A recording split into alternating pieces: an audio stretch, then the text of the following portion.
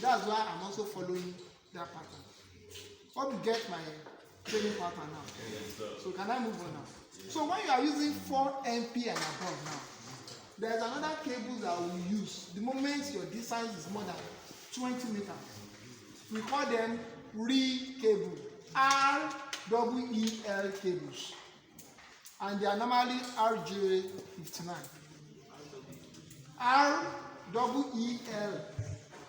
we call it REL cable, RJ59. In REL cable is,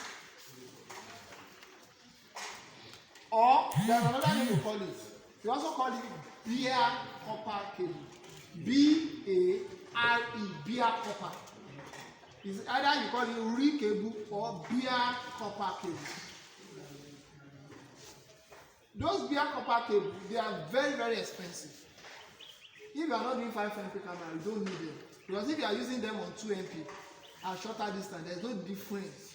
But the moment you are now working on longer distance or higher pixel, it's better you go for those bare copper cables. Why am I saying this? If you are competing with other people in getting a project and you are quoting with an extreme price, you know, an average Nigerian, they will go for the lowest price, except in some exceptions. Can I move on?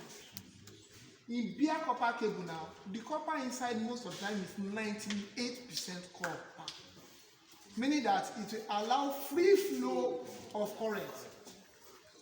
But you don't use them when you are working on camera lesser than 4 MP. If you are using them for camera lesser than 4 MP, you are wasting money. There will be no difference. But 4 MP, 5 MP and above, we use what we call bare copper or REL cables. It's either called bare copper or REL cables. Can I move on? I'll be pausing on cables now. During our practicals, I'll teach us how to connect those cables to this, to form this, and how to connect the power as well. And we'll be testing it on the DVR that we'll be having here. The next thing we have, what's the next component in your notes? They are check now. The first thing it does is that it converts from 220 volts AC, alternating current, to 12 volts, 5 volts, or the voltage as the case may be DC. I will not be having enough time to be explaining the difference between AC and DC. But I remember there was a time we were working on a project and one of my students was telling me that DC doesn't really affect people like AC. It's a little right. But that day we are connecting the 8 batteries together. So as you want to spark the inverter like this, I told him, don't use your hand to spark the inverter. You first connect the wire to the positive side. After you have sparked and tie it up. But because that man, the electrician that day, he asked us a question. He said, how old am I? I told him my age. He said before they born me, he has been doing electrical installation. You know, that's 1-0. Me, I know talk. The moment he connect that connector like this with his hand and connect it to the spark, like pa! And you know DC. In AC, it will oscillate, so you shake like this. In DC, it will dry up all the blood once.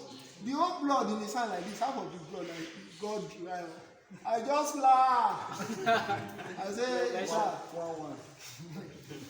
You say experience is the best teacher. Yes. Normally, anytime you want to connect inverter like that, it's always spark. And I was telling him, sir, first use wire like this to touch it so that the spark will be established. Then you tie up. How would I told you? Before they burn you, have been doing electrical work. Me where I no send you. Even if person die, I will laugh. Yeah. Try as much as possible. Avoid contact, whether DC or AC. Because AC is even better because it will oscillate you. You will quickly know that you are touching the wrong thing. But when it comes to DC, it will be drying up your blood We call it body electrolyte. That's why they normally advise that after we install solar, those of us that install solar, what they normally tell you, you should drink water. Because there is no way you will be connecting those wires. That sometimes your hand will not be touching DC. And as your hand is touching that DC, your body electrolyte is drying up. Yes, that's why you normally advise that you drink water. So why am I saying this?